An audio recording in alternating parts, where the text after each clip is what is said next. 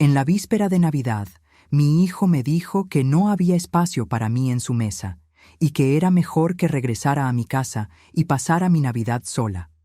Me tragué las lágrimas y le di gracias a Dios por no haberle entregado el cheque de $100,000 que guardé por décadas para dárselo de regalo. Todavía estaba en mi bolso, junto con el resto de mi dignidad. Pero esa noche tomé una decisión que cambiaría nuestras vidas para siempre. Al día siguiente, solo dejé una carta en la puerta de su casa y cuando él la leyó, comenzó a gritar de desesperación. Pero antes de continuar, asegúrate de ya estar suscrito al canal y escribe en los comentarios: ¿desde dónde estás viendo este video? Nos encanta saber hasta dónde están llegando nuestras historias. La mañana del 24 de diciembre comenzó como cualquier otra para mí. Me desperté a las 6 a.m., como lo hago todos los días desde que me jubilé de la escuela donde enseñé por 40 años. El sol aún no había salido, pero yo ya estaba en la cocina preparando el tradicional pudín navideño que mi hijo Eduardo siempre adoró. Este año sería especial. Después de ahorrar durante toda mi vida, de haber vendido la casa donde crié a mi hijo sola después de la muerte prematura de mi marido, finalmente había logrado reunir una cantidad que cambiaría su vida: $100,000. Mientras batía los huevos, imaginaba el rostro de Eduardo cuando abriera el sobre con el cheque. A sus 45 años, mi hijo siempre hablaba de abrir su propio restaurante, pero nunca consiguió el capital necesario. Su esposa Vanessa, a quien conocí hace solo 3 años cuando se casaron, siempre pareció un poco distante conmigo, pero yo lo pasaba por alto. Después de todo, ganar una suegra a los 38 años no debe ser fácil. Terminé de preparar el pudín y comencé a arreglarme para el gran día. Elegí mi mejor vestido, uno azul marino que compré especialmente para la ocasión, y el collar de perlas que perteneció a mi madre. El taxi que pedí llegó puntualmente a las 5 p.m. Eduardo vivía a unos 40 minutos de mi pequeño apartamento, en un barrio más elegante de la ciudad. Durante el trayecto, mi corazón latía aceleradamente. En el bolso, además del sobre con el cheque, llevaba algunos regalos modestos para Vanessa y para sus padres, que también estarían presentes. Nunca los conocí personalmente, solo por fotos. Eduardo siempre decía que ellos eran personas muy importantes. Él, un empresario del sector inmobiliario; ella, una abogada de renombre. Cuando el taxi se detuvo frente a la casa de mi hijo, me quedé momentáneamente sin aliento. Las luces de Navidad decoraban toda la fachada, y a través de las amplias ventanas podía ver el movimiento de varias personas, más invitados de lo que esperaba. Pagué al conductor y caminé lentamente hasta la puerta, cargando el pudín en una fuente especial y mi bolso con los obsequios. Toqué el timbre, acomodando nerviosamente el cabello gris que había arreglado con tanto cuidado en el salón esa mañana. La puerta se abrió y allí estaba Eduardo. Su rostro, normalmente acogedor, parecía tenso. «Mamá», dijo, sin abrazarme como de costumbre. «No te esperábamos tan pronto». «Pero quedamos a las 6 p.m», respondí confundida. Eduardo miró hacia atrás, como si verificara quién podría oírnos, y luego dio un paso hacia afuera, cerrando parcialmente la puerta detrás de sí. «Mira, mamá, sucedió algo. Los padres de Vanessa trajeron algunos amigos de negocios importantes. La mesa ya está toda organizada y...» Dudó, evitando mi mirada. «No sobró lugar para ti». Sentí como si el suelo desapareciera bajo mis pies. «¿Cómo que no sobró lugar?», pregunté, mi voz casi un susurro. «Es que son personas muy importantes para mi carrera, mamá. Tú entiendes, ¿no? Iba a llamarte, pero terminé enredándome con los preparativos». Miró la fuente en mis manos. «¿Trajiste pudín? Puedo tomarlo. A Vanessa le encantará servirlo a los invitados». En ese momento oí risas provenientes del interior de la casa. Voces alegres, copas tintineando, música navideña de fondo. «Eduardo». Intenté mantener la compostura, aunque sentía mis ojos humedecerse. «Yo soy tu madre». «Lo sé, mamá, lo sé», respondió con impaciencia. «Pero no querrás arruinar esta noche importante para mí, ¿verdad? Podemos celebrar otro día, solo nosotros dos, lo prometo». Antes de que pudiera responder, la puerta se abrió completamente y Vanessa apareció, deslumbrante en un vestido rojo. «Ah, doña Elena, qué sorpresa», dijo, con una sonrisa falsa. Luego miró a Eduardo con una expresión de alarma. «Cariño, mis padres están preguntando por ese vino especial». «Ya voy», respondió Eduardo rápidamente, pareciendo aliviado por la interrupción. Se volteó hacia mí. «Mamá, lo siento mucho de verdad, pero no va a ser posible hoy. Mejor pasa la Navidad en tu casa. Te llamo mañana, ¿está bien?» Extendió las manos y tomó la fuente con el pudín. Vanessa ya se había dado la vuelta y había entrado de nuevo. «Feliz Navidad, mamá», dijo, y antes de que pudiera responder, cerró la puerta. Me quedé allí parada, mirando la puerta cerrada, sintiendo el frío de la noche de diciembre penetrar mis huesos. A través de la ventana vi a mi hijo entregar el pudín a Vanessa, quien lo colocó en la mesa bellamente decorada. Alrededor de ella, personas bien vestidas conversaban animadamente. En el centro de la sala, un árbol de Navidad enorme, mucho más lujoso que cualquiera que pude darle a mi hijo durante su infancia. Di unos pasos hacia atrás, aturdida, cuando oí a alguien comentar lo suficientemente alto como para que el sonido atravesara la ventana. «¿Quién era en la puerta, Eduardo?» «Nadie importante», respondió mi hijo, sirviendo vino en copas de cristal. Yo no era nadie importante para él. El camino de regreso a casa fue un borrón. No recuerdo haber llamado otro taxi, solo haber caminado algunas cuadras en estado de shock hasta encontrar uno. El conductor preguntó si estaba bien. Quizás mi rostro delataba mi devastación, pero solo murmuré una dirección y me recogí en el silencio. Nadie importante. Las palabras de mi hijo resonaban en mi mente, cada repetición como una puñalada. Después de 45 años, después de todos los sacrificios, después de haber criado a ese hombre sola, yo no era importante. El taxi se detuvo frente a mi pequeño edificio. Pagué la carrera y bajé, sintiendo el peso de mis 70 años como nunca antes. Subí las escaleras lentamente. El ascensor estaba roto hacía semanas, y cuando finalmente abrí la puerta de mi apartamento, la oscuridad y el silencio me recibieron como viejos amigos. No encendí las luces inmediatamente. Preferí sentarme en la penumbra, solo con la iluminación que venía de la calle a través de la ventana. Mi árbol de Navidad, pequeño y modesto, estaba en la esquina de la sala, con algunos pocos regalos debajo. Recuerdos para vecinos y ex colegas de trabajo. Ninguno para mí. Abrí mi bolso y saqué el sobre con el cheque. $100,000. El resultado de décadas de ahorro, de almuerzos no comidos en restaurantes, de ropa no comprada, de viajes no realizados. Todo para que mi hijo pudiera realizar su sueño. Un sueño que, aparentemente, no me incluía. Fue entonces cuando algo dentro de mí cambió. El dolor inicial dio paso a una claridad que yo nunca había experimentado. Por toda mi vida puse a los demás por delante de mí, especialmente a Eduardo. Cuando su padre murió, cuando él tenía apenas 8 años, me prometí a mí misma que haría todo lo posible para que no sintiera falta de nada. Trabajé en 2 empleos, ahorré cada centavo posible, renuncié a mi propia vida. ¿Y para qué? Para ser descartada como un objeto sin valor en la noche de Navidad. Caminé hasta el pequeño escritorio en la esquina de la sala y encendí la lámpara de mesa. Saqué una hoja de papel y un bolígrafo. Las palabras fluyeron como si tuvieran vida propia. Querido Eduardo, durante 45 años fuiste el centro de mi universo.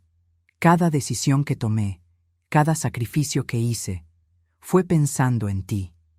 Cuando tu padre nos dejó, prometí que nunca sentirías falta de nada, y dediqué mi vida a cumplir esa promesa. Esta noche iba a darte un regalo, el fruto de toda una vida de trabajo y ahorro. $100,000 para que pudieras finalmente abrir tu restaurante.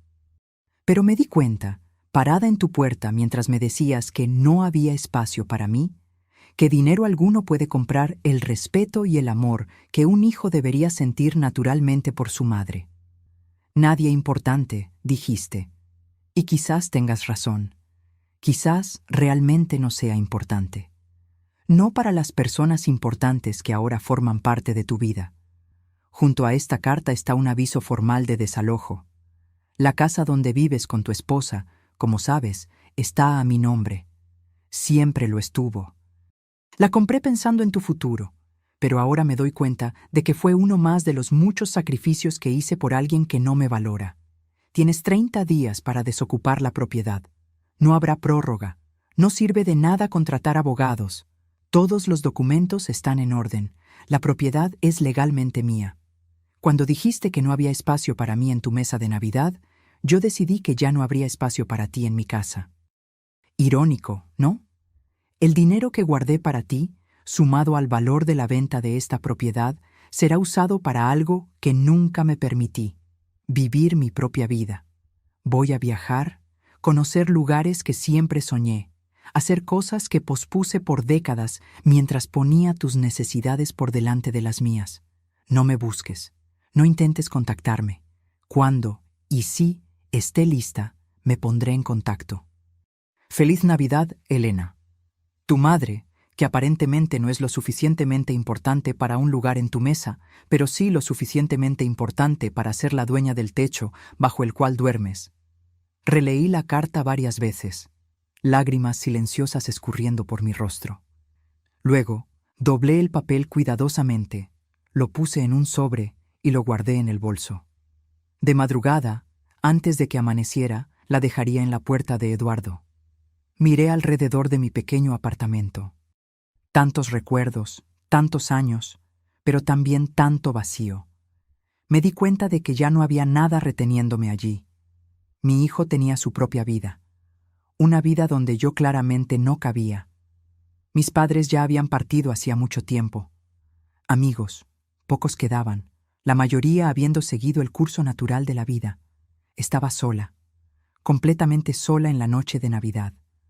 Pero en lugar de sentirme derrotada, sentí un extraño sentido de liberación.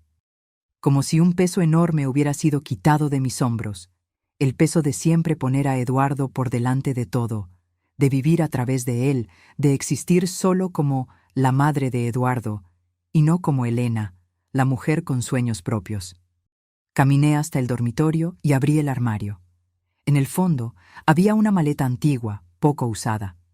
La última vez que la utilicé fue en un viaje escolar, hace más de 10 años. La puse sobre la cama y comencé a separar algunas ropas. No muchas, solo lo necesario. El resto podría comprarlo en el camino. Mientras doblaba cada prenda cuidadosamente, una idea comenzó a tomar forma en mi mente. Una idea que, 24 horas antes, jamás habría considerado. La noche de Navidad fue larga y silenciosa. No pude dormir, así que pasé horas planeando lo que haría a continuación. La sensación de traición aún ardía en mi pecho, pero ahora había algo más fuerte: determinación. Por la mañana, incluso antes de que saliera el sol, ya estaba lista. Me vestí con cuidado, como si fuera para una ocasión especial, y en cierto modo lo era, el primer día del resto de mi vida. El viaje hasta la casa de Eduardo fue silencioso. Sentada en el asiento del pasajero, apretaba el sobre con fuerza entre mis dedos temblorosos. Mi conductor, un señor gentil que me había atendido otras veces, respetó mi silencio. Probablemente pensaba que era extraño que una señora de 70 años saliera la mañana después de Navidad para entregar una carta, pero no hizo preguntas. La mañana del día 26 tenía esa extraña calma post-festiva. A través de la ventana del taxi, observé las decoraciones navideñas que ahora parecían perder el brillo bajo la luz fría del día. Las calles estaban prácticamente vacías. Cuando llegamos frente a la casa de Eduardo, o mejor dicho, de la casa que yo había comprado años atrás y permitido que él habitara, noté que todavía había 2 autos extras en la entrada. Reconocí uno como el de los padres de Vanessa. El otro probablemente pertenecía a algún amigo importante que se había quedado para el desayuno. ¿Puede esperar un momento, por favor?, le pedí al conductor. No tardaré. Salí del auto sosteniendo el sobre con manos temblorosas. En él, además de la carta explicando mi decisión de partir, había un documento oficial, Un aviso de desalojo. La casa donde mi hijo vivía con su esposa estaba a mi nombre. Siempre lo estuvo. Una inversión que hice pensando en su futuro, pero que ahora usaría como instrumento de mi liberación y quizás de la lección más dura que él jamás recibiría. No dormí la noche entera. Sus palabras resonaban en mi mente. No hay espacio para ti. La imagen de mi pudín siendo llevado adentro mientras la puerta se cerraba frente a mí. Nadie importante, había dicho. Aquellas palabras quemaban como hierro al rojo vivo. Caminé lentamente hasta la puerta, sintiendo el peso de mis 70 años y de todas las decisiones que me habían traído hasta aquí. Con cuidado, coloqué el sobre bajo el felpudo de bienvenida, dejando solo una pequeña parte visible. Toqué el timbre y me di la vuelta para volver al taxi. No quería ver su rostro, ni el de Vanessa, ni el de los invitados importantes que habían tomado mi lugar. Volví al taxi, pero le pedí al conductor que esperara un poco más. «Señora, ¿está todo bien?», preguntó, notando mi agitación. «Sí», respondí, pero mi voz traicionó la emoción contenida. «Solo quiero asegurarme de que recojan la carta». Pasaron algunos minutos. Comencé a pensar que quizás debería irme, que podría dejar que mi abogado se encargara del resto. Pero entonces la puerta se abrió. Eduardo apareció, todavía en bata, probablemente para buscar el periódico. Se agachó, notó el sobre y lo tomó con una expresión de confusión. Lo abrió todavía en el porche, sacó los papeles de dentro y comenzó a leer. Vi el cambio en su rostro como si asistiera a una película en cámara lenta. Primero la confusión, luego la incredulidad y finalmente el shock y la rabia. Su rostro, siempre tan compuesto y controlado, se contorsionó en una máscara de furia. «¿Qué?», gritó, tan alto que pude oír perfectamente a través de la ventana cerrada del taxi. «¿Esto es algún tipo de broma?». Salió a la acera, mirando a su alrededor frenéticamente. Sus ojos encontraron el taxi parado, y por un segundo nuestras miradas se cruzaron. El reconocimiento brilló en sus ojos. «¡Mamá!», gritó corriendo hacia el coche con los papeles arrugados en la mano. «¿Perdiste la cabeza?». El conductor me miró, alarmado. «Señora, podemos irnos, por favor», dije con calma, aunque mi corazón latía como un tambor dentro de mi pecho. El coche comenzó a moverse, pero Eduardo ya casi nos alcanzaba, golpeando la ventana con fuerza. «No puedes hacer esto. Esta casa es mía. Tú lo prometiste». Sus gritos eran una mezcla de rabia y desesperación. «Vieja ingrata, después de todo lo que hice por ti, ¿todo lo que él hizo por mí?». La ironía era tan grande que casi me río. Vanessa apareció en la puerta, todavía en pijama, seguida por sus suegros elegantemente vestidos. Todos miraban la escena con asombro. «¿Qué está pasando?», oí a Vanessa preguntar, su voz aguda cortando el aire de la mañana. «Mi madre enloqueció», gritó Eduardo agitando los papeles. «Nos está desalojando. Dice que tenemos 30 días para irnos». El taxi aceleró y dejamos atrás la imagen de mi hijo en su bata cara, gritando como un niño al que le negaron un juguete. Los papeles del desalojo ondeaban en su mano como una bandera blanca al revés, no de rendición, sino de guerra. Cuando llegamos a la esquina, mi teléfono comenzó a vibrar. «Eduardo». Lo ignoré. Vibró de nuevo. «Vanessa esta vez». Apagué el aparato completamente. «Al aeropuerto, por favor», dije al conductor, sintiendo una extraña calma envolverme. «Tengo un vuelo a Lisboa en unas horas». Mientras nos alejábamos del barrio elegante donde mi hijo vivía, temporalmente, como ahora sabía, saqué de mi bolso el cheque de $100,000 que había planeado darle. Con un movimiento deliberado, lo rompí por la mitad, luego en 4 partes, luego en 8.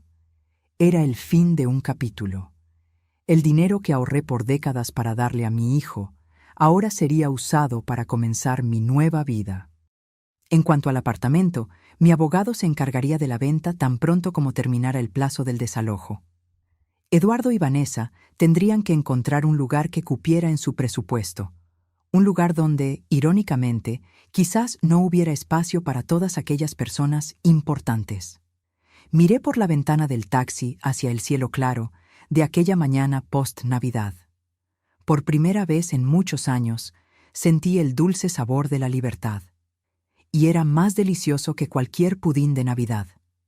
Durante el trayecto, saqué mi celular del bolso. Tenía solo 4 contactos frecuentes: Eduardo, mi vecina Marta, mi amiga de mucho tiempo Conceição y el delivery de comida china que ocasionalmente pedía. Apagué el aparato y lo guardé de nuevo. A partir de ese momento, estaría incomunicable. En el aeropuerto, me dirigí al primer mostrador de aerolíneas que encontré. Una joven dependienta me sonrió. «Buenos días, señora. ¿En qué puedo ayudarla?» «Quiero comprar un pasaje para el primer vuelo disponible», respondí. «¿A dónde desea ir, señora?» Dudé por un segundo. «A cualquier lugar, lejos de aquí». La dependienta pareció confundida por un momento, pero luego su sonrisa se amplió. «Tenemos un vuelo a Lisboa saliendo en 2 horas. Todavía hay asientos disponibles». «Lisboa», repetí, casi para mí misma. De joven siempre soñé con conocer Portugal, la tierra de mis abuelos. Parecía apropiado comenzar mi nueva jornada desde allí. «Perfecto, lo tomaré». Mientras la dependienta procesaba mi compra, miré a mi alrededor. Familias volviendo a casa después de las festividades, parejas de la mano, niños corriendo excitados. Y yo, una señora de 70 años, a punto de embarcarme en la mayor aventura de mi vida, completamente sola. Debería estar asustada, pero extrañamente me sentía en calma. Quizás era la certeza de estar haciendo lo correcto, o quizás era solo el alivio de finalmente ponerme en primer lugar después de tantas décadas. Con el pasaje en mano y la pequeña maleta despachada, pasé por el control de seguridad y me dirigí a la puerta de embarque. Mientras esperaba, me permití pensar en Eduardo. ¿Estaría despierto ahora? ¿Habría encontrado mi carta? ¿Qué pensaría al no poder contactarme? Una parte de mí quería que sufriera, que sintiera al menos una fracción del dolor que me causó. Pero otra parte, la parte que siempre sería madre, esperaba que mi ausencia lo hiciera reflexionar y crecer como persona. El anuncio del embarque interrumpió mis pensamientos. Me levanté, me ajusté el abrigo y caminé hacia el avión que me llevaría lejos de todo lo que conocía. Cuando encontré mi asiento junto a la ventana, me acomodé y respiré hondo. Miré por última vez el aeropuerto de la ciudad donde pasé toda mi vida, donde crié a mi hijo, donde enterré a mi marido, donde enseñé a generaciones de alumnos. El avión comenzó a rodar y sentí una lágrima solitaria escurrir por mi rostro. No era una lágrima de tristeza, sino de despedida, de cierre de un capítulo. Cuando finalmente despegamos, sentí una extraña paz apoderarse de mí. Mientras la ciudad se hacía cada vez más pequeña debajo de nosotros, pensé en el cheque de $100,000 en mi bolso.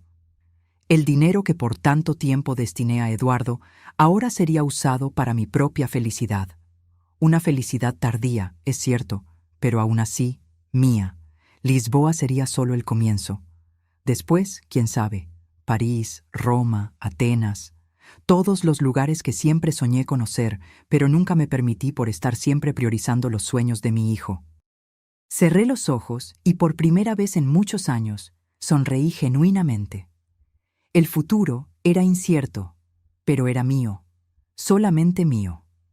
Lisboa me recibió con un cielo azul sorprendentemente claro para un día de invierno. Cuando salí del aeropuerto, el aire fresco llenó mis pulmones con una sensación de renovación. Tomé un taxi hasta el hotel que había reservado durante el vuelo, un pequeño establecimiento familiar en el corazón del barrio de Alfama. La recepcionista, una señora unos años más joven que yo, sonrió al verme llegar. ¿Primera vez en Lisboa?, preguntó mientras registraba mi llegada. «Primera vez en cualquier lugar fuera de mi país», respondí honestamente. Me miró con una expresión de sorpresa y luego su sonrisa se amplió. «Entonces es una ocasión muy especial. Le daré una habitación con vistas al río». Cuando entré en la habitación y abrí las cortinas, me quedé sin aliento.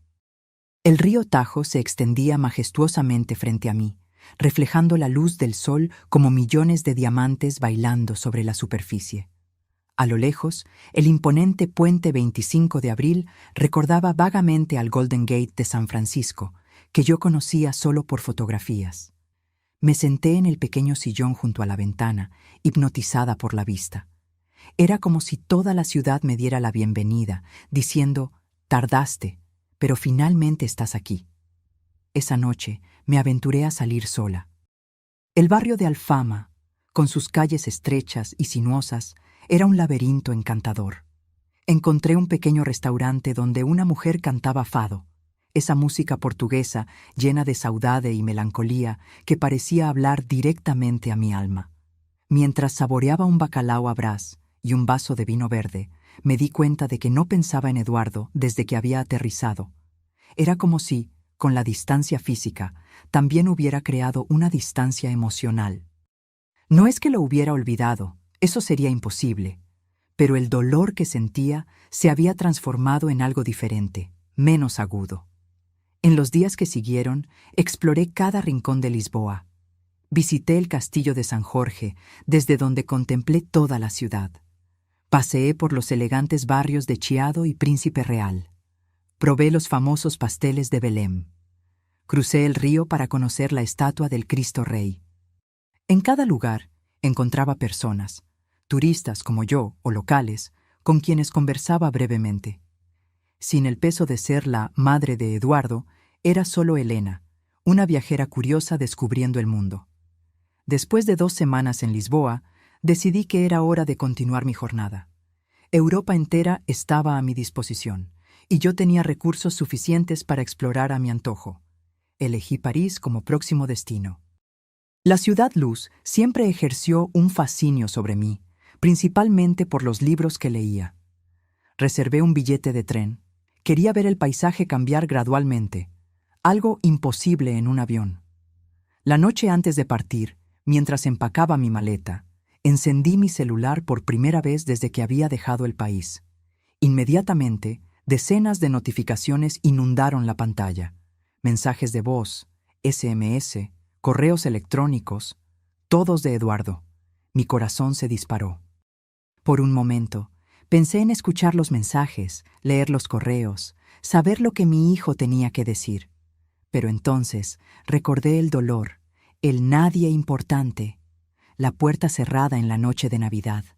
Apagué el celular de nuevo sin abrir ningún mensaje.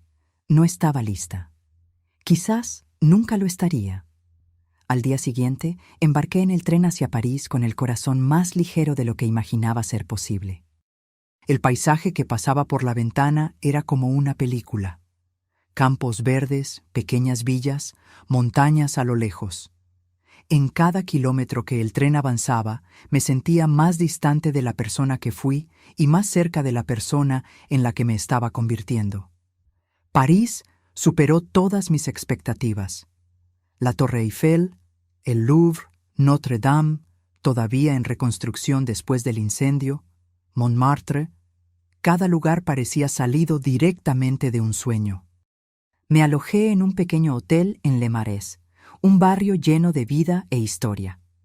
En un café cerca de mi hotel conocí a Marie, una viuda francesa de mi edad que se convirtió en mi primera amiga verdadera en esta nueva fase de la vida. Ella me mostró un París que los turistas rara vez ven. Pequeñas librerías escondidas, jardines secretos, los mejores lugares para observar la puesta de sol sobre el Sena. «Nunca es demasiado tarde para empezar de nuevo», me dijo Marie una tarde, mientras tomábamos té en su acogedor apartamento. Mi marido murió hace 5 años y pensé que mi vida había terminado, pero luego me di cuenta de que todavía tenía mucha vida por delante. Sus palabras resonaron dentro de mí. Yo también tenía mucha vida por delante, a pesar de mis 70 años, y estaba determinada a vivirla plenamente.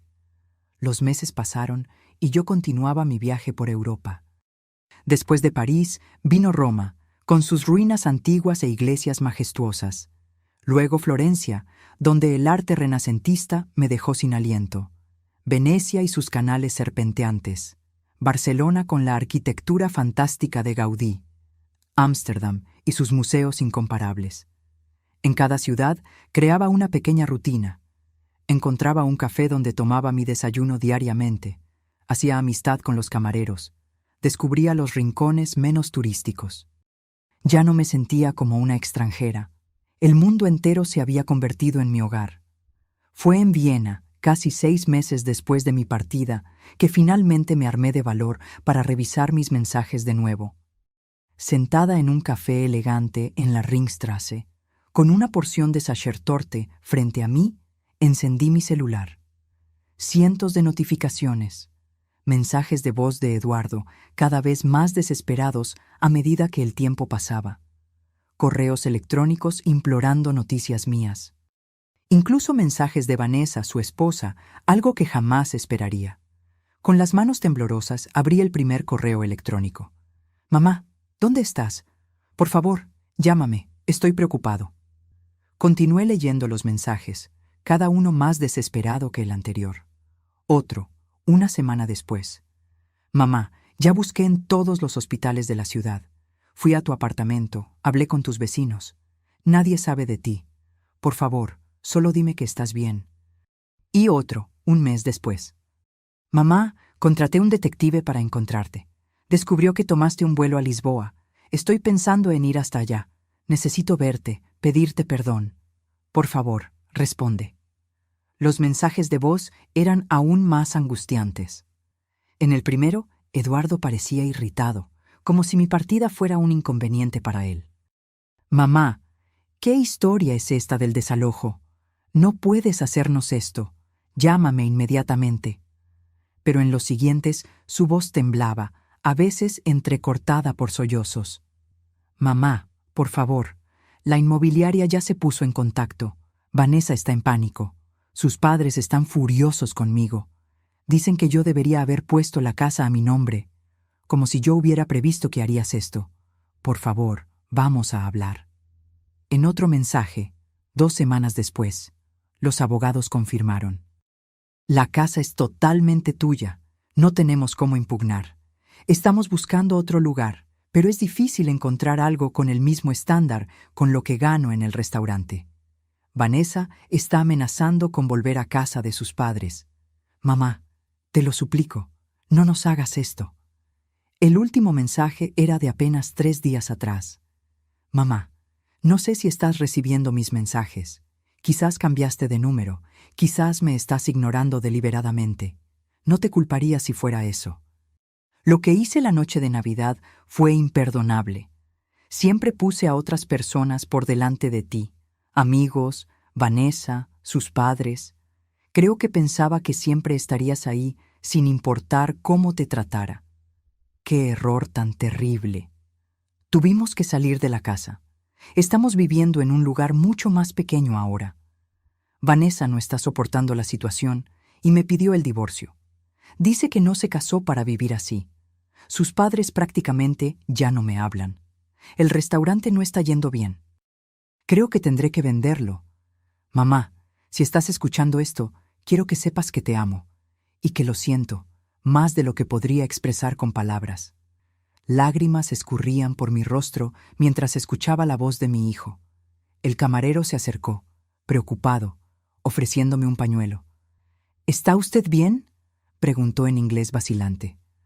«Sí», respondí, secando las lágrimas. «Solo noticias de casa». Me quedé allí sentada por un largo tiempo, absorbiendo todo lo que había oído. Eduardo parecía sinceramente arrepentido, transformado por mi ausencia y por las consecuencias de sus actos. Una parte de mí sentía una satisfacción amarga.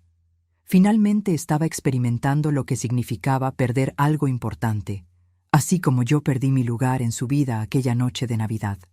Pero otra parte de mí, aquella que siempre sería madre, sufría al imaginar su sufrimiento. No era eso lo que yo quería. No quería destruirlo, solo enseñarle una lección. Después de mucho reflexionar, decidí enviar un único correo electrónico. «Eduardo, estoy bien y segura.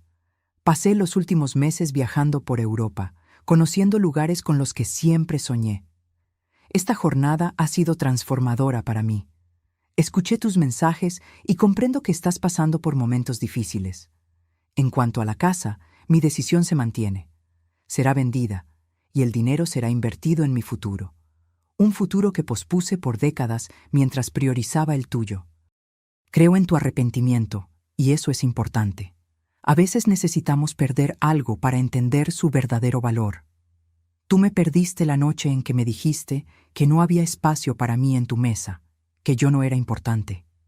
Yo perdí al hijo que creía haber criado, aquel niño sensible que creció bajo mis cuidados después de la muerte de su padre.